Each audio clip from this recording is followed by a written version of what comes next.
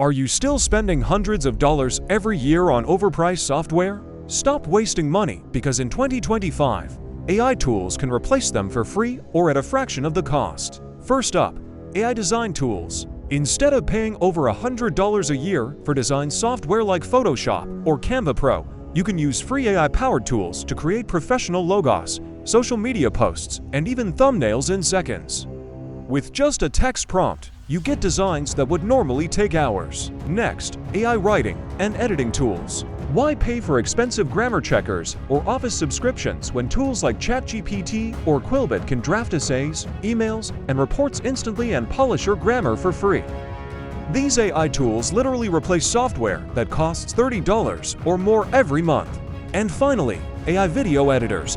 Instead of paying hundreds of dollars a year for video editing software, you can use AI platforms like CapCut or Pictory. They let you edit, add subtitles, and even generate B-roll automatically, perfect for content creators who want speed without breaking the bank. So there you have it, 3 AI tools that replace expensive software and save you money in 2025. Which one are you trying first? Let me know in the comments, and don't forget to subscribe for more free AI hacks.